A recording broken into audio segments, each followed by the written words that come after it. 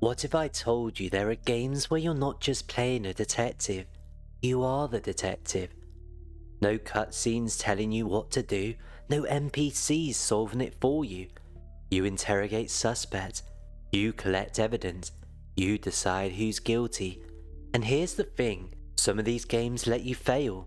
They let you accuse the wrong person, they let you ruin lives based on your mistakes. That's not a bug, that's the whole point. Today, I'm counting down the 10 detective games that redefine what mystery gaming should be. And trust me, by the time we hit number 1, your perspective on crime solving will be shattered. So let's start from number 10 to number 1. Oh, just Kate being Kate. You know, a bit wild. She had a drink problem. Detective Inspector Jenks, Rebecca, is it? Yeah. There's been an unexplained death locally. Yes, it was dreadful news. You're married to Ryan, one of the Atlas leaders, yes? I suppose I am, yes. It's just a business management training program for postgrads. I believe that Kate Vine was a student at Atlas. Kate Vine. All of this has been thoroughly investigated, Inspector. It was suicide.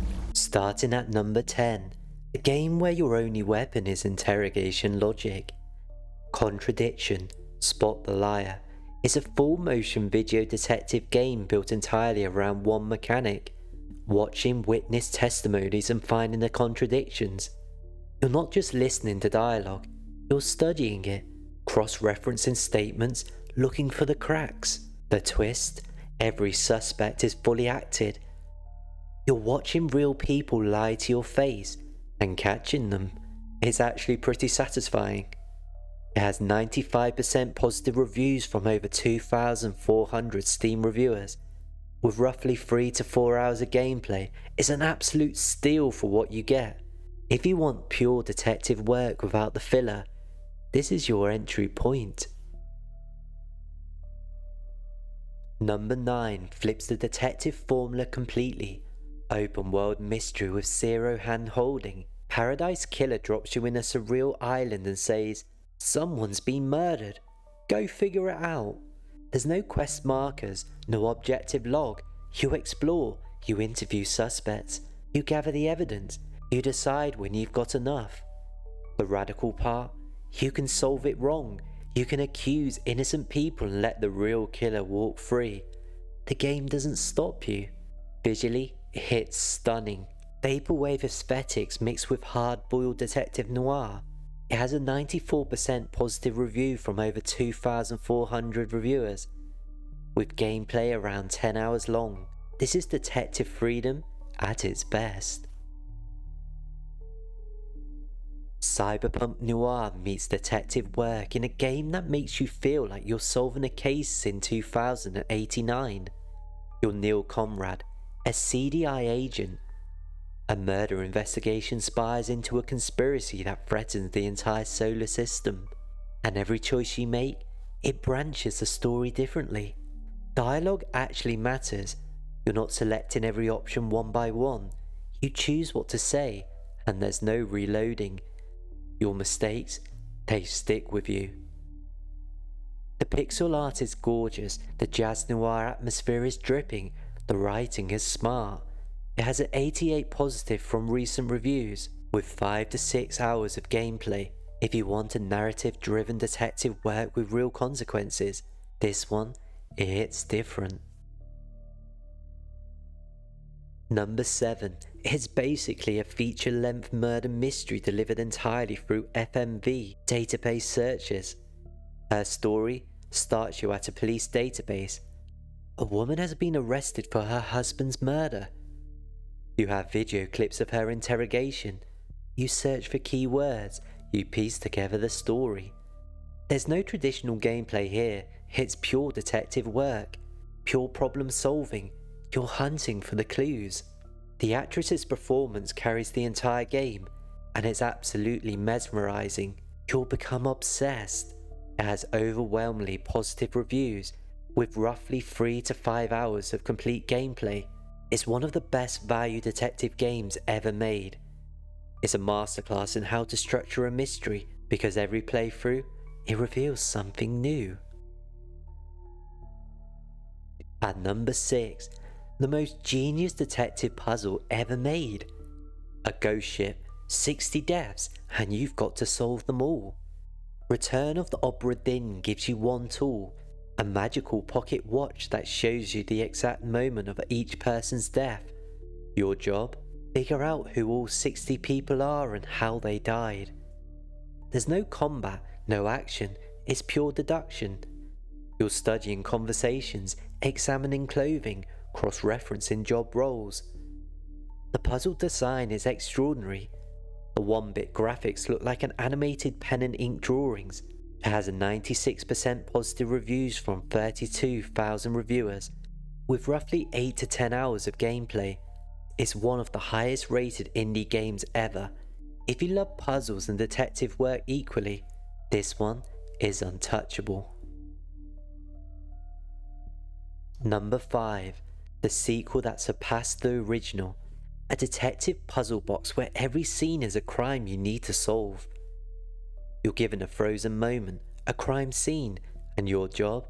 Reconstruct the timeline, figure out who did what, when, and why.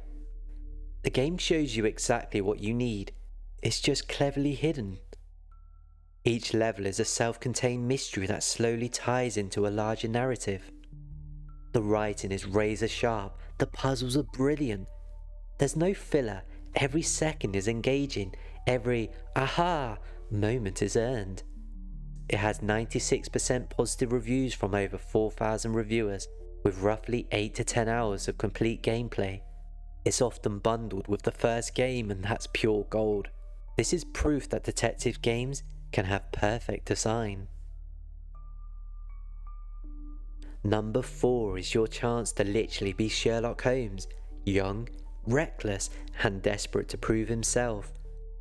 Sherlock Holmes Chapter 1 puts you on a Caribbean island, investigating a woman's mysterious death. But this isn't your average detective game. You're actually investigating like Holmes. Multiple approaches, multiple solutions. Each case can be solved a dozen different ways.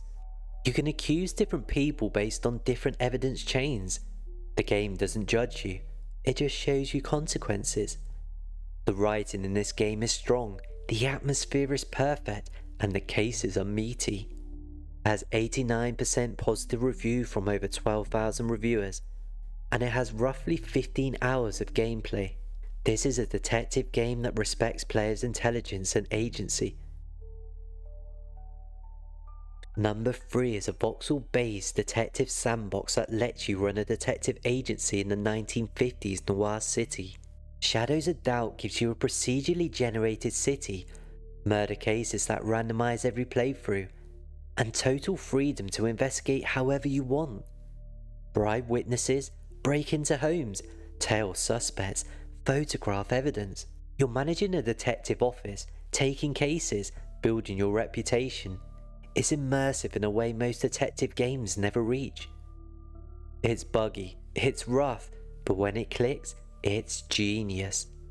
It has 82% positive reviews from over 10,000 reviewers, with roughly 25 hours plus of gameplay depending on how deep you want to go.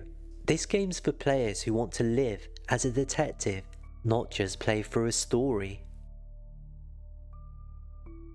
Number 2 is the detective game that defined the genre, LA Noire.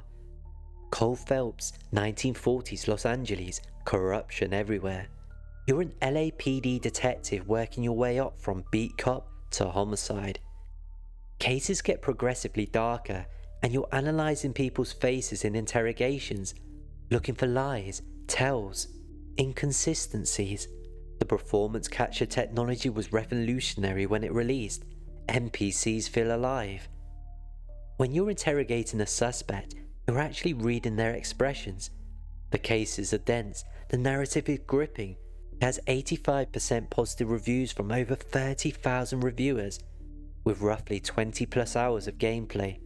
This game is still the gold standard for detective storytelling in games. And number 1 is a game that broke every rule. A detective in a broken city investigating murder while his own mind tries to destroy him. Disco Elysium is an RPG, yes, but it's fundamentally about a detective. You're investigating a murder. Every dialogue choices you do in detective work, questioning suspects, gathering intel, piecing together a conspiracy. Your character's mind is a character. Different personality traits argue with you during investigations. You can fail at your job. You can become a mess. The game doesn't care. It shows you the consequences. The writing is the best in any game, period. The soundtrack, the atmosphere, the depth of every character. You can solve the murder in multiple ways. You can discover truths that destroy you. With 97% positive reviews from over 54,000 reviewers. It has 30 to 40 hours plus of gameplay. And this game is constantly listed as one of the best games ever made. If you play one detective game in your life, play this one. It's not just a detective game, it's art. So there you go, 10 detective games that range from FMV mysteries, noir sandbox to psychological breakdowns. All combined, we're talking about 100 plus hours of detective work. Games that respect your intelligence, games that let you fail, games where being a detective actually means something. If you love mysteries, if you love being in control of your investigation, if you want games that treat you like an adult, play these. Which detective game should I cover next? Comment below, and if you love this list, subscribe for more deep dives into the best games. The detective games are out there, now it's your turn to go solve the crime.